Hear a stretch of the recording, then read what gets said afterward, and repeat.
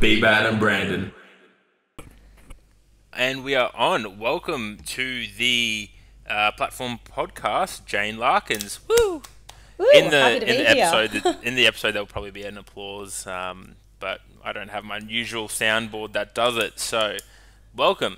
I'll use my imagination.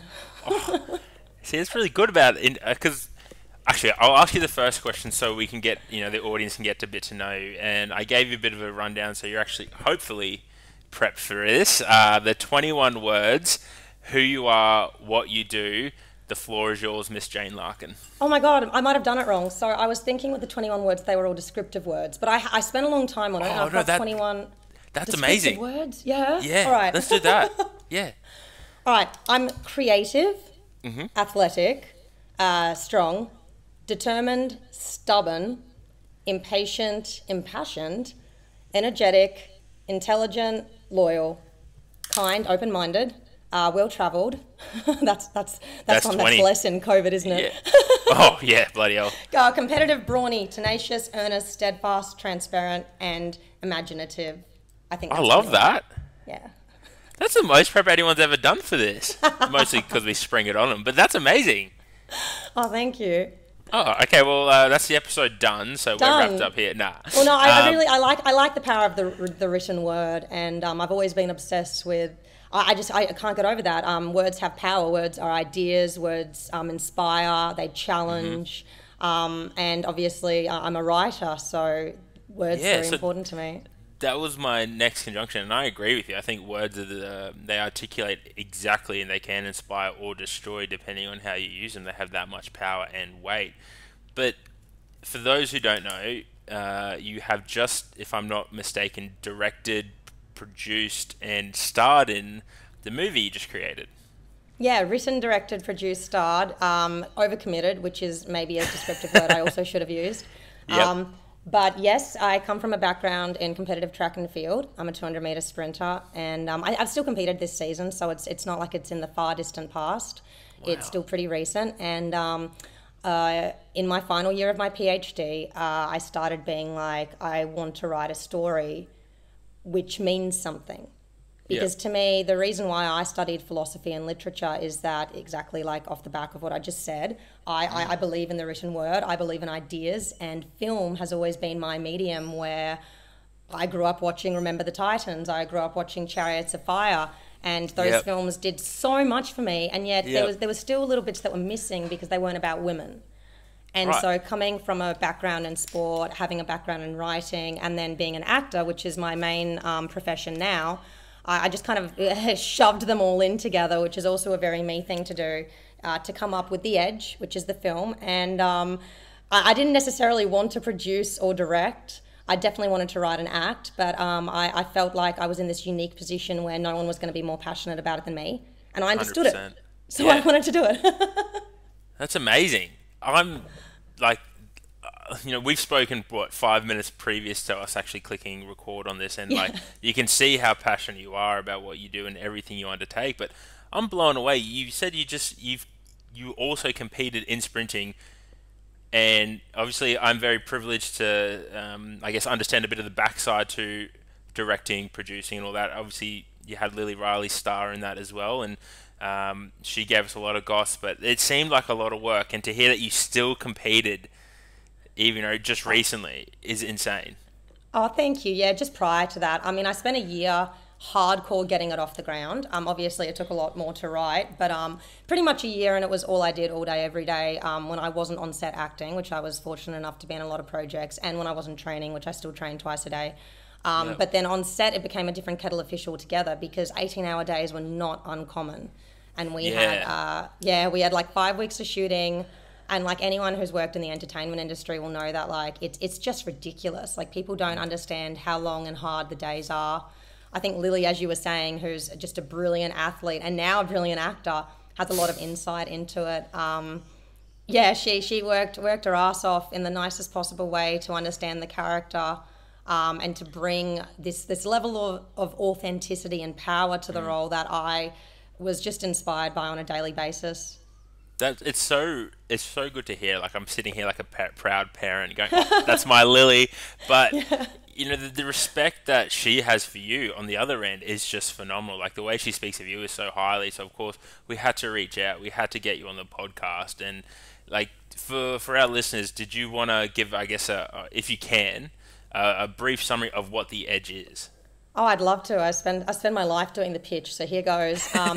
It's about three women deeply embedded in the world of competitive sport. And then they all have their personal journey arcs as well as their sporting arcs. And the three of them live together, develop a friendship which is really based in strong competitive sport, but also what it is to be like a woman in the 21st century, which is another theme which is really dear to my heart. Just all the little themes that come about through that, and the three of them. One's a Japanese Paralympic swimmer. Mei Ichinose plays her, and she is a Japanese Paralympic swimmer, specialising in the individual medley. Insane. I know, right? Lily Riley, obviously, as we've said, is an Indigenous powerlifter who brought authenticity and courage to that role. And then I am a track and field sprinter, and I obviously, based the character loosely on myself, although I'm a bit of an idiot. And I think the main thing that I noticed was that Annie's not as ridiculous as I am, and definitely gets herself into positions that I'd hope never to be in, the character that I play. Yep. But and the three of us, I think it has a lot of really great commentary, a lot of really severe themes, which I won't give away, but it's topical, I think, and modern, and yet still a sporting story. And I'm hoping it's empowering, because that's the goal. That's amazing. Like, and I have to ask, what brought about this idea for you? Like, obviously, is it because you face a lot of the challenges, I guess, that that seem to be in the film? Definitely. As an adolescent, I started writing my first kind of novel based on the world of track and field, which is just crazy and chaotic. Yeah. And this idea, which obviously the Edge is based on, that if you're not living on the edge, you're taking up too much space. Like the agony and the agony and the ecstasy of sport is this idea that you're never in between. And I feel like I go through every single emotion in a single 24-hour period. But I'm not as good a novelist as I am a screenwriter, and I should have probably guessed that as an adolescent, because screen was my medium. I loved the cinema. It was my escape as much as a training session was. And I kind of toyed with this idea on and again, off again, just for years and years, and really found my own when I befriended Mei, who's Paralympic inspiration, and just realizing that it wasn't just my story that I was passionate about telling. I was passionate about telling a few of these stories. And so when I wrote The Edge, which was obviously based around these three female characters, I felt a reinvigoration. And even at the toughest times when I wanted to give it away and just didn't know if I could actually get this film made, Mei and Lily were always in the back of my mind, and I'll get too emotional if I speak about it, because I felt like I wasn't just responsible for me anymore. I was responsible for bringing to light these other women who are just inspiring figures of the community. That is fucking incredible. Like that, and you can see and feel the purpose, the passion when you speak about it. Like, it makes... I was already excited for the movie, but like this is just a whole nother level. And mate, I can't... Yeah, what you've done is incredible. Because how old are you, if you don't mind me asking? Thank you. Oh, you don't ask an actor that. No, I'm not going to give that away because my agent says not to. But yeah, obviously I'm not a teenager anymore, and I'm not in my early 20s. I've just advanced through the stages of kind of, I think, Annie, which is maybe a past version of Jane. But Mei and Lily both say the same thing, that their characters are almost these previous versions of themselves. But yeah, it's like this. I'm at an age now where I feel like I'm so aware of various things, and yet I know that with my youth I still have a huge amount of growth to do. So I'm just kind of excited for that. That's incredible. That is absolutely incredible. Now, I have to ask, what challenges did you face getting this movie off the ground? Getting it made, oh god.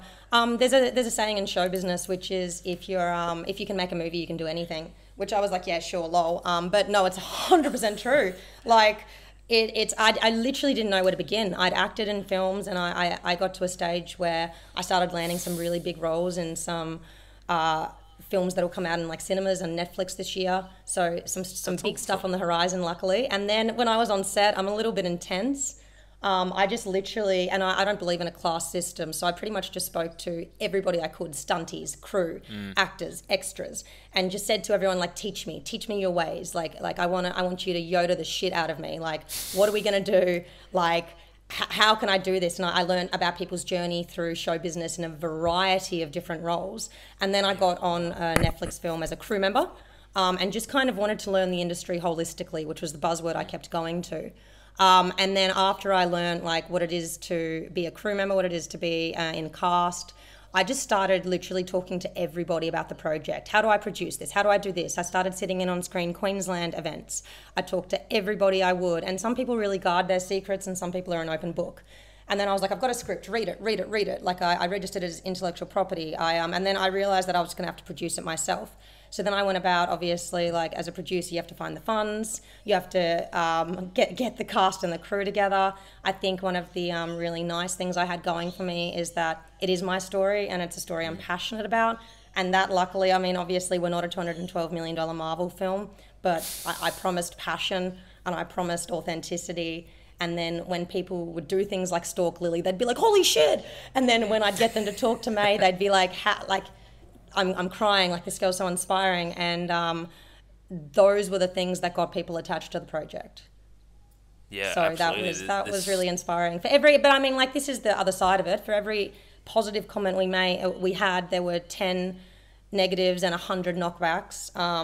But you know, you fall down, people say you fall down 99 times, get up one, but it's more like you fall down 10,999 and you get up again. That's what it felt like.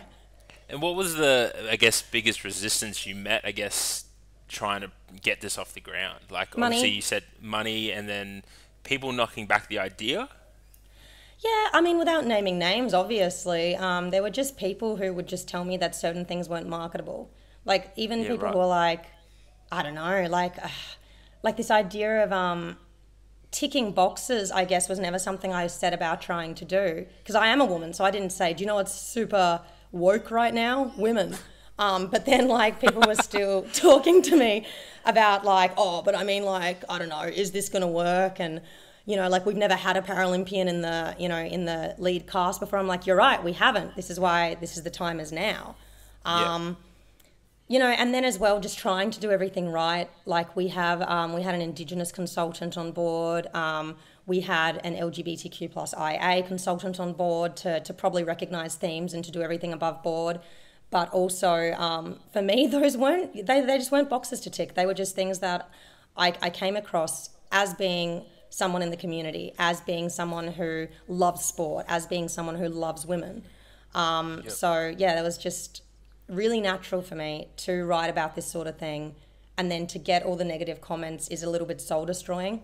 But you can't let that happen. And I watched a masterclass on how, I think Spike Lee said it, he was like, ultimately you just have to back yourself, which is what I realised after the year. I was like, everyone's still telling me I can't get it made. Everyone's still telling me that, oh, this, I hate this character. Oh, I love this character. Oh, this and that. Oh, Annie's not that likeable. Oh, Sylvia can't exist. You won't find her. And then I was like, do you know what? If you back yourself in an idea or a profession or a sport, the sky is the limit. But ultimately, no one will believe in you if you do not believe in yourself. And that's so fundamental at every level. Yeah. Like, in that whole message there, and you can just listen to your story and listen to you talk, and it's like the whole way you are just the epitome of that one line. I hope which is so, brilliant. yeah. And I think what you're doing is great. And like, it's mind-boggling to hear that someone wouldn't back an idea like this, being that, you know, in the last few years, like, and I'm not too exposed to, you know, sports outside my realm in terms of there's Johnny, welcome. In terms of it's track and field, you know, I'm very deeply embedded in powerlifting, strength sports, and then of, you know, my old passion of rugby league. And we've seen the rise of, you know, women in those sports and how I love it too, yeah. And it's 100%, but you know, you said at the start of the podcast that it's like you grew up watching movies like Remember the Titans and things like that, and that you're 100% correct. It is so male dominant. So it is just mind-boggling to hear going, they wouldn't want to back something like this. Because it's just... and ultimately the big the big corporations didn't really. We were backed quite privately. Yep. and I think that's not to say that people never will. It's just that you have to sell them the idea, and you have to find alternate means occasionally.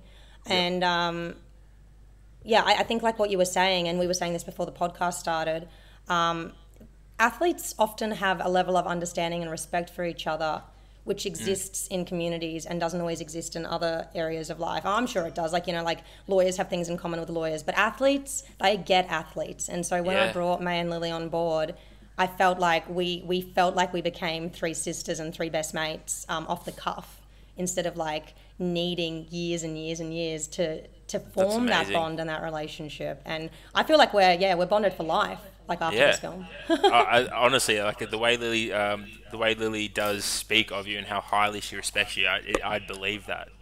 It means a lot to me. I adore her.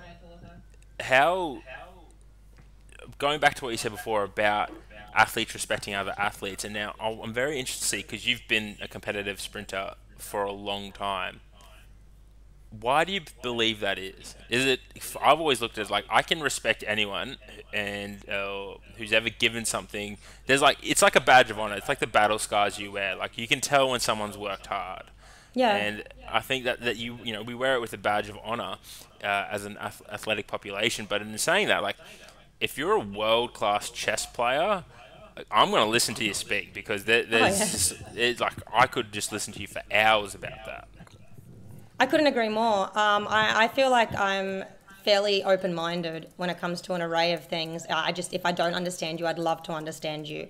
But particularly with sport, I think I was drawn to the challenge of it I've always been incredibly competitive. And I tell this story a lot because I think it was a real turning point for me. But when I was 9, I had a classmate steal my wooden ruler, and he ingrained on it with like lead pencil, but like really like wrote down Jane Larkin as a tryhard.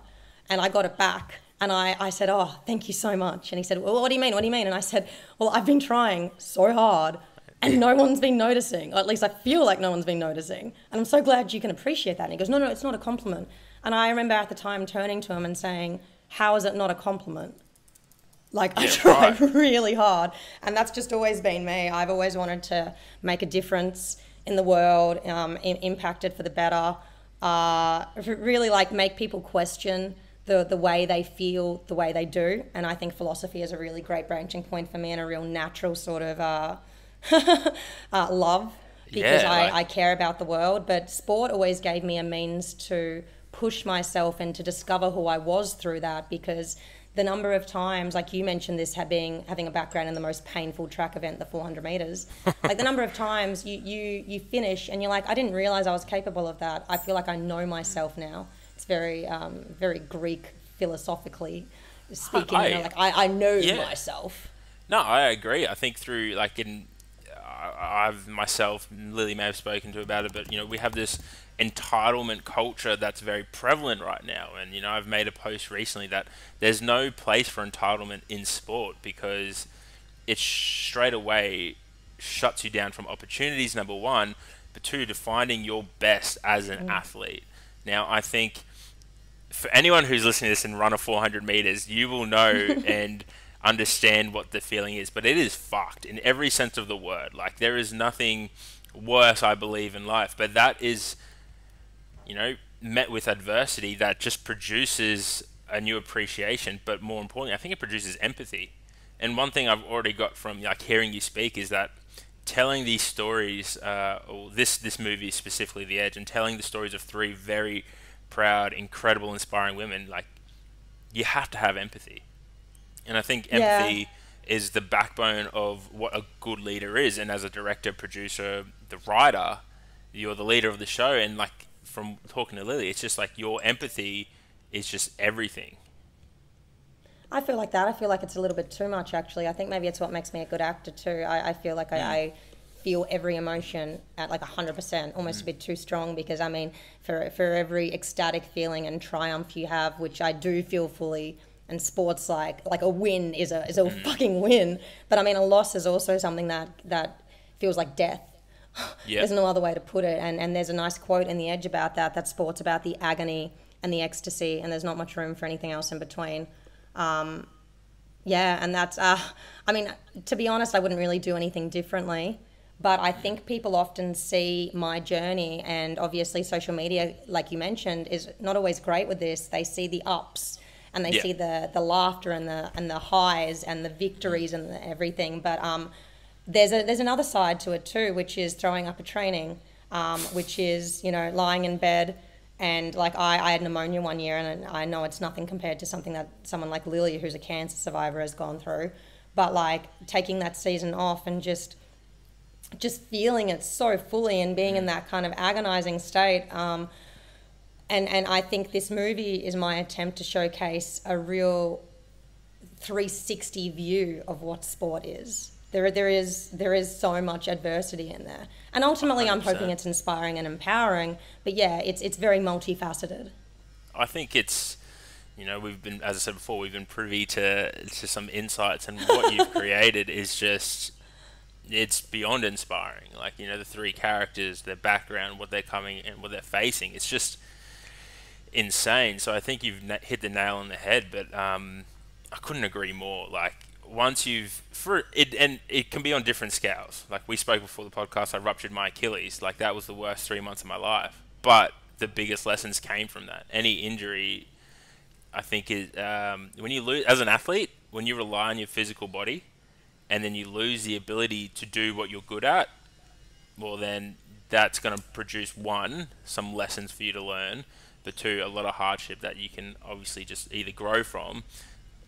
But with this day and age and the introduction of social media, I feel like a lot of athletes give that opportunity up too quickly because they only see the highlight reels. Yeah, and that's something I really love about following Lily is she's obviously got quite a good social media presence, and I like that she doesn't shy away from talking about the hard stuff. I've definitely tried to do that in a bit of a different medium, but I think it's important to show both sides of the story. And yeah, I mean, I think I was a bit guilty of that several years ago. Obviously on the circuit, you don't want to always post about woke up this morning, felt shit, got injured. But that is part of the story, and you gotta, you know, life's about the journey. Like, I used to have the Pierre de Coubertin quote, the man who obviously founded the first modern Olympics. And he talked about the Olympics is not about, God, I'm going to stuff up the quote. He's like, the purpose of the Olympics is not to win, but it's to compete, because the purpose of life is not about the triumph, it's about the journey.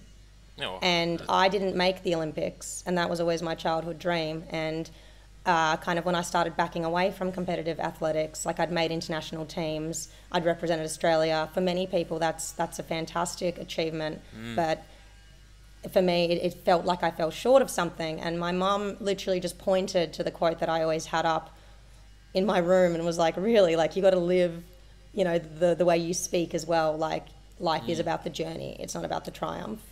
And that to me was the moment, I think, when I was like, that's so true. And I want to use my journey to redirect my energy into something that's also going to make a difference. Because ultimately that's what I feel like my purpose in life is to create a dialogue, is to hopefully get people thinking about things. People don't start out thinking like, oh, I hate women, I hate stories about women in sport. They start thinking about, like, I love sports stories, and it's not their fault that the media have directed them towards, you know, purely male-dominated films. It's just up to us to change that and to start conversation around, well, why isn't that the case? You know, let's create something. Let's do change for better. And you're ultimately at that forefront, changing that narrative, and you're doing doing a phenomenal job. But like, I love what you said before about competing. Like, life, I believe, is about competing. Like Johnny and myself, you know, I've coached Lily for, as I said, since 2017, and Johnny's been. How long have you been training with Lily for now? Since TTC. Yeah, so 2017 as well, and it's like she just competes for everything. Yeah, but life is a competition. People are kidding themselves if it's not. It's just that, I think that was in one of my pitches. It's like, life is a competition, sport just writes down the rules. Yeah. That is awesome. Yeah, I mean, I'm a big quoter. You can obviously see that. But yeah, I think, and it's fine, and I always try and say to people, like, you might not understand sport, but you might understand adversity. Ergo, you understand an aspect of sport. I might not understand what it is to be a doctor, a medical doctor, but you know, I understand what it is to feel ill, and I can have this appreciation for the advancement of modern medicine. So I just that's how we get to know civilization better through shared stories. And I guess I'm ultimately a storyteller. Yeah, and a good one at that. So, I think. yeah, you're welcome. But what sparked? I know we've said briefly before about the interest in philosophy and studying that. Because did you say you had finished your PhD? I'm in the process of submitting it, so I'm not quite a doctor yet. Yeah, I guess for me it started with the Matrix, and I'll be kidding myself if I pretend otherwise. I come from a long line of teachers, so we were blessed in the sense that we've always grown up with libraries, and Mum taught us to read before we started school. So we were massive nerds. But I remember when I watched The Matrix, I just could not get over it. This idea of like, we're all shadows on a cave wall. I read a lot of Plato after that.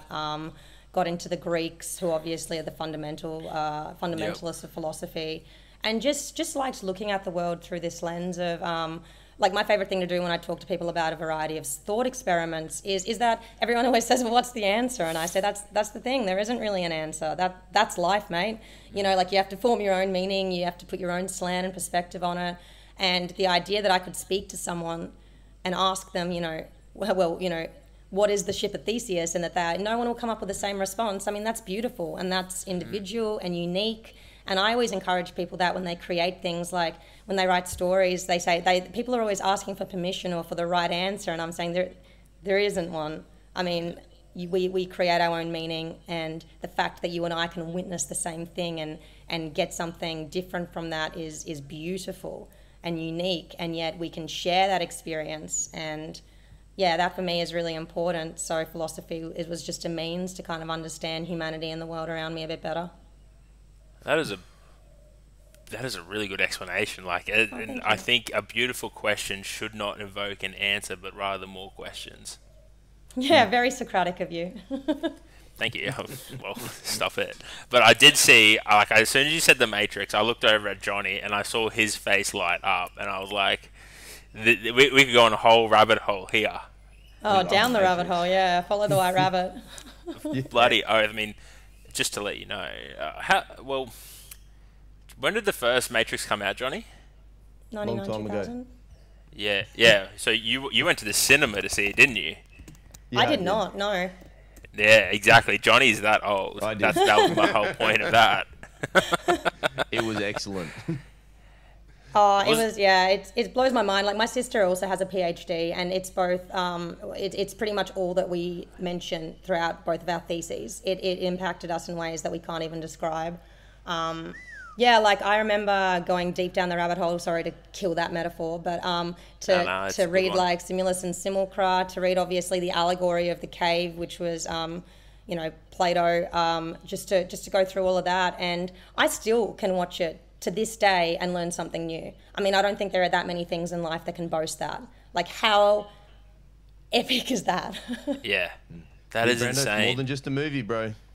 Hey, it's a way of life. Yeah.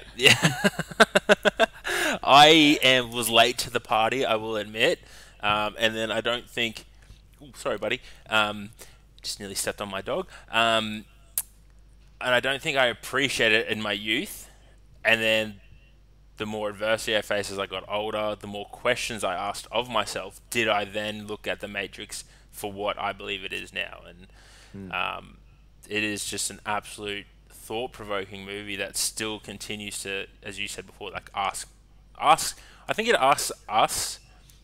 Sorry, let me phrase this. It asks of us to ask better questions of ourselves. Definitely. And I mean, like in a very roundabout way, so does sport, and so does really excellence in any field. And I'm a big advocate of that. Fucking no, because you really have to, like, we've all faced adversity in sport or some challenge, and it just makes you question, well, first and foremost, why the fuck am I doing this? Oh, this will get you find out who go. you Ready? really So are. it was Rene Descartes, the mathematician and French philosopher, who said, and I will bode this question, do you believe that at some stage in human existence we will invent a virtual reality? Yeah. Will we? Do you believe that? Yeah. Well, so do I. And he said, so if that's the case and we're going to invent a virtual reality, isn't it plausible, or at least more probable, that we will invent more than one virtual reality? To which I said, yes. Okay, so statistically speaking, we're more likely in a virtual reality. Wow. Yeah, wow. Damn. Yeah, there's just some maths for you. And I mean, like, whose he virtual died in like reality are we in, though? 1650 and he was already boating, like, he was already presenting these questions. So the fact that this was before the age of computers, well and truly, before. Fuck. Yeah, like it's just incredible to think that about these people asking these questions without the kind of ease and access to information that we have these days. And I just always think of education as such a privilege. I think of competitive sport as such a privilege. There are still obviously heaps of shit things about the modern era. Like, for one, I think we've kind of destroyed the idea of love, but we'll get back to that on a different day. But in all that, we have to accept that there's so much privilege we have. And like, for me, studying just continuously is like, you know, recognizing that privilege and being like, I can go to university. I was always stalking other people's timetables so I could tag along to lectures that weren't in my own field. I just love it. I love learning. I love reading, love watching. I wish I could be in more lives, but I mean, I do believe in, you know, what's called the multiverse and the many worlds interpretation of quantum mechanics. And maybe there are other Janes living other lives. And other virtual realities perhaps we get access to. Exactly, that'd be nice, wouldn't it? Nice little, Yeah. you know, peek behind the curtain. Yeah. You, see what the other ones are doing. Yeah, that'd be actually really. You mentioned quantum mechanics, and you mentioned, you know, you quoted philosophers, you quoted mathematicians, you've quoted, you know, historians. I don't even know how to pronounce it, or what even the right term would be, but you'd have to be one of the most fucking intelligent people I've ever come across. I think I've got a good memory. I think that makes up for a lot. No, fuck me dead. I'm like, phew. I like, quantum mechanics is something that is just like up there. No, it's not. It's really not. And that's the mistake people make, to assume that, like, the other quote that I always do is Einstein when he says, everyone's a genius, but if you judge a fish by its ability to climb a tree, it'll spend its whole life thinking it's inadequate. Like, people set their own barriers. Like, if you think of that in sport, when people come in and they don't think they're strong enough to lift, and you change that, you're a method for change. But you got to be like that to yourself too when it comes to academia. And don't just, I hate it when people say things to me like, that's not me. And I'm like, no, it's not. It's not you yet. If you really dedicated your life to learning quantum mechanics, I have no doubt that you could. Brian Greene is a really great physicist and author for kind of making physics accessible to the masses. He writes really simply. He explains complex ideas in kind of three-dimensional allegories, for lack of a better word. And I really appreciate him. And I always recommend, if you think that's something you want to go down, you should read him because he's really accessible. That is amazing. I have another question off the back of that. And I'll be very surprised if you can answer this, but Sure. Do you have a favorite book / author? Oh, I have a favorite book for now, or like I can kind of quote books that definitely have impacted me and that I return to. For me, Kurt Vonnegut wrote a book called Slaughterhouse-Five, which is a beautiful nonlinear narrative which just jumps around all over the place, and it literally starts with him saying, I always wanted to write a book about the bombing of Dresden, because he was a prisoner of war during the bombing of Dresden, over in Europe, obviously, in the Second World War. And he just says, the only problem is that I didn't remember a single thing about the bombing of Dresden. So instead of trying to make sense of it, he writes this book which jumps from time to time to time. He gets abducted by aliens. They have a nonlinear understanding of time. And that to me is just this beautiful way of like, things aren't always going to make sense to you, and people are like, oh, ergo, if I can't remember it, how am I meant to write a book about it? And yet he's just been like, I'm gonna write something, and this has come from my head. And I think it's a really beautiful commentary on PTSD, but also just on generating your own meaning. So I find myself returning to that book all the time. It's wacky. If you haven't read it before, definitely be prepared for it to be wacky. And then I know it's a really simple book, but Oh, the Places You'll Go by Dr. Seuss. I literally read it once a week. I can quote it. I don't even need to read it anymore. But it's just a good showcase that you don't need to write a 200,000 word essay on the meaning of life to have an impact on people, because that book is prophetic. Yeah, wow. Could we see you writing a book next, Jane? Yeah, I always write. I write a lot. A lot of it obviously is never seen. I'm writing a book right now. I've got 2 rom-coms for screenplays that I have. I write a lot for me, which I think is probably what you should do, because I used to try and write things that I thought would be entertaining or for other people. And I used to keep a travel blog. I'm a big fan of people writing their own poetry or just journaling, because I think, like, Ray Bradbury said that. He said you should write a short story every day if you want to be a writer, because it is statistically impossible to write 356 bad short stories in a row. So chances are you'll get something good out of that. At least one. That is actually a really good thing. Yeah. I'd never looked at it like that. I love your perspective. It's just it is very worldly. That's the best way to put it. I mean, I'm really lucky to be well traveled too. I mean, pre-COVID, right? And my favorite thing about going to other places is that it gives you a fresh look on yourself, and you realize that the norm isn't the norm everywhere. You know, things change for time periods, things change for location, and you change too. You just have to be accepting of it.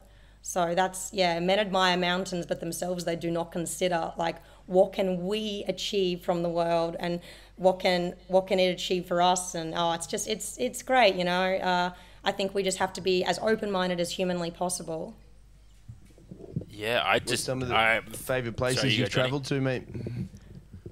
Oh, I'm very fortunate. I mean, sport's given me a great means for that. My first international competition was in Greece. So Greek mythology, philosophers, obviously. I was a teenager. It was incredible. I don't know, France, Germany, Spain, the UK, Canada, the US is where I did college, Mexico, through South America like Peru and Ecuador, Japan, Singapore, I'm sure, Thailand. I'm sure I'm missing a few places, but very fortunate. Wow. That is absolutely incredible.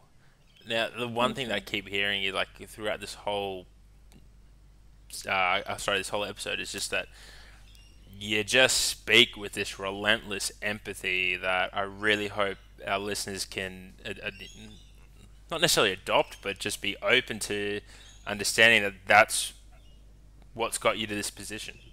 That's what's made you successful as a competitive sprinter. That's what made you successful as a actress, screenwriter, player. Fuck everything you do. Like, you just approach everything with this relentless empathy and acceptance of everything. I can't put it anywhere other way. Oh, it's very kind of you. I think I am empathetic. I think do you know what? I think children are all born with empathy. Like, if you try and share things amongst children, they do have an inherent sort of sense of right and wrong and fairness. It's kind of this philosophy we adopt later in life, that we're not as easy to love like our fellow man, which is something that we should be. But yeah, I hadn't actually seen it through that lens, so thank you very much for your kind words and for your fresh perspective on my own perspective. It's very sweet. I love how you've just even nailed that. Like, there's, oh gosh, to see the world through an empathetic eye for a day, I think would change the world. Yeah, we all need to be a bit kinder. It's a nice... I don't know, my sister, who was the greatest person in the world, she used to say, because she's not very sporty, and she'll be the first to admit that. I mean, she's obviously quite academic, but she used to say to mum and dad all the time, you know, Jane's good at running, you know, Jane's good at, you know, rock climbing, or, like, I was always very active. And she's like, but what am I good at? And mum and dad would say, well, Emily, you're nice. And Emily would say, that's not something to be good at. And they'd say, no, it is. Yeah. And she is still the nicest person I've ever known. And that is just an underrated compliment, because I don't know if you could truly say that about that many people. I mean, that sounds very pessimistic, forgive me, but I wouldn't say that's their number one descriptive word. Like, when you think of such and such and you're like, they're nice, whereas it is for Emily, and it is such a beautiful, beautiful adjective. She's just the greatest person, and she's got resilience and patience, and that's something that I've obviously tried to adopt a bit more, because anyone who knows me knows that I'm not a very patient person, and that's something I've had to work on. But she's nice, and she's patient, and she's awesome. Oh, I think a lot of people can benefit from being nice. I think so too, Johnny. Like, look at this, as you know, we're talking in our last episode, just Johnny and myself, like, we're in a very different, unique place in history. We're in the middle, we're finishing a pandemic. There's a war going on over in the Ukraine, Russia, and we've just flooded again in Brisbane for the second time in 11 years. Like, this is the time where empathy and being nice to ourselves and nice to everyone needs to come through. Could not agree more. Love easily, love fully. I know it sounds like namaste shit, but it's true. And I think the people in my life that I love very strongly. And I'm not afraid to say that. Like, even I was having a conversation with a very good friend the other night, and he said to me, like, I was just like, I enjoy you so much. He was just like, you're so vocal about like all your feelings. And I'm like, I'm sorry, but I'm also not. Like, I'm not scared to say stuff like that. I think that's just what makes authenticity shine through. Is like not saying what you mean, and integrity comes off the back of that. So I think that's a very good quality to have. But as we do wind down through the episode, we hit you with the greatest 10 random questions you'll ever hear in your life. I'm so excited. What to see where these go. Oh, so am I. Like these, epically excited. Now, they are meant to be rapid fire, first thing that comes to mind. But I would like if your brain goes off on a fucking tangent, we go there. We're going down this rabbit hole. We're going as together. Johnny, whenever you're ready. Fast is what I do well, so be revved. Of course it is, yeah. Yeah. All right, first question is, what did you have for dinner last night? Oh my God, Thai food. Cashew nut tofu, vegan. Oh, Nice. What is in the boot of your car? Oh, so much shit. All my, 3 pairs of spikes, a pair of swimmers, a towel, sunscreen, and business attire in case I need to go into a meeting. I love the panic on your face right now. The last time you changed your bed sheets? Oh, probably 2 weeks ago. Ooh, nice. It's Not too bad. It's not too bad. Your middle name, please? Aroha. It's Maori for love. Cool. Yeah, wow. That's What was beautiful. your favourite year and why? My favourite year in my life was 2018 because I lived in Europe with my bestest friend in the whole world. Her name is Trudy Davidson. She's the greatest person. We learned Spanish, yo hablo español, sí, and competed internationally. And I just don't think that many people get to spend 24/7 with the greatest people or their greatest friends that they'll ever have. I think of that year and I cannot not smile. That's amazing. Sick. Fucking. What was the first piece of music you owned? Songs About Jane by Maroon 5. My dad bought it for me because my name is also Jane and we both loved Maroon 5. My dad's an epic musician. He's actually performed at the Opera House. He's very modest about it, so he'll never tell you that. But it's Polynesian family, Maori. He plays so many instruments. We grew up having to play 2 instruments, so I've got a piano right behind me right now. Music has always been a substantial part of my life, yeah. What was the last dream you had? I have a recurring nightmare about a tsunami. And the sea goes out. I'm like, what am I doing here? Like, I kind of want to get away from the shore, but I kind of know it's pointless, and then I die. Oh, Wow. damn. That's not a good It's a dream. bit dark. Sorry, listeners. What are you going to do when you retire? Eat. I think I'm going to eat a lot. Yeah, nice. Is there something specific? Favorite food? Yeah. Oh, Yes. favorite food is it's a 3-way tie, and I'm sorry, I just can't cut it. It's Japanese, Thai food, and Mexican. I'm a vegan who's also gluten-free, so Asian food is generally Jane-friendly, and Mexican food is just muy delicioso. Oh, Mexican food, taco time. What is your morning routine? I sit up in a panic because I'm always late for something. So I sit up and I usually like crazily, I have this health waffle that I shove down and then I go to the gym. Nice. Is that a health waffle? I do. It's a health waffle. It's a great recipe. It's got like goji berries and protein powder and oats and goodness. Right. Yeah, okay. I was like, waffles, healthy? How can this happen? No, but it's blended, but it's not bad for you. At least it's not that bad for you. Yeah, this will be interesting. What do you think of AI? Oh, I mean, things in this day and age can already pass the Turing test. So, I mean, we've essentially created artificial intelligence. It just depends as to what measure. And consciousness is hard to kind of claim because obviously we're all just the result of our upbringing. And so if computers can learn by their very nature, I mean, they have a consciousness of sorts. It's just different than humans. You're So that are was the we in last trouble? question. Are we in trouble? Definitely. But I mean, like, we should just try, we should just come to terms. If we can come to terms that us as individuals are not the smartest person on this planet, we should as a species be able to come to terms with the fact that there are things that are going to be more intelligent than us and just embrace it and learn from it. I mean, they're our own creation, and a parent doesn't get mad at a child for surpassing them. So we hopefully should take that route. So Terminator is real. Oh yeah, Skynet, all that.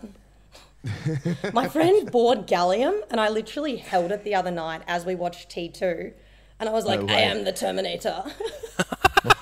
Sick. Just before you referenced that, we have computers passing the Turing test. Yes. Were you referring to the movie about Alan Turing? Yes, obviously, the Imitation Game? Game is all about Enigma, Yeah. and Enigma was cracked by Alan Turing. But essentially, it's a method of inquiry with artificial intelligence where it's determining whether or not a computer is capable of thinking like a human, or at least getting another human to believe it is a human. But I mean, we do that all the time. Bots confuse people all the time, which means it's already passed the Turing test. That's also just a side note to that. If you haven't watched The Imitation Game with Benedict Cumberbatch, fucking go watch it. One of my favourite movies of all time. Yeah, it's insane. And even it's kind of this perfect code, and the idea that it was only broken because of human error, I mean, isn't everything. But yeah, that's just because the only way they cracked it was that someone broke the rules, and that they were meant to enter like 4 random things at the beginning of every Enigma, and they used to, just because they were lazy, enter the same thing, and that allowed Alan Turing to obviously break Enigma. But Enigma is such a beautiful word in and of itself. Like, we 100%. are enigmas, like this cool word for mystery, just like I've always preferred the word tempest to a storm. And I think like the Shakespearean play, like The Tempest, like doesn't that bode so much deeper than the storm? Yeah. The Tempest, like what does that evoke? Just this is a platform podcast exclusive that Jane Larkin is quite possibly the greatest human on planet Earth. Fuck off. Smartest too. Yeah, that's a you heard it here first. I'm paying them, don't worry. I will rebuttal that and say that she is not paying us, because anyone listening to this podcast has just gone, where is her book? How can I buy this book? Now, oh, please Jane, watch it. It's called The Edge. It'll be out in about a year. It'll be hot. It's got a little bit for everything. It's got what is the meaning of life, but it's also starkly contrasted against some really nice, sexy scenes. So, come watch it. Mad. You had me at sex scenes. Me trying to explain this to my father last night too. I was like, so there are sex scenes, Dad.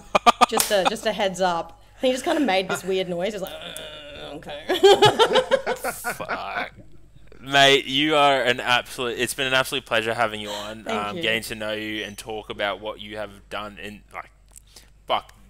what you will accomplish in life. I cannot wait to hear when you're back on the show.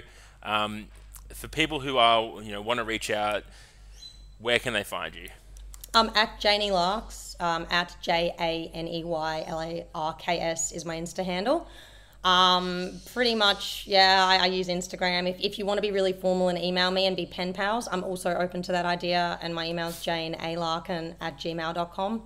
Always happy to hear from people. I love having a chat with fresh friends, old friends, every sort of friend in between. But I also want to remark that it's been an absolute pleasure to be on here, so thank you so much for having me. No, it's been an absolute hoot for us.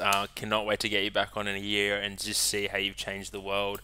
Mate, good luck with The Edge. Good luck with it all being produced, finalised, editing, and then coming out. I can't wait to hear about it. Thank you so much. Yeah, thank you. Thanks guys. Jen. Nice. All right, so I've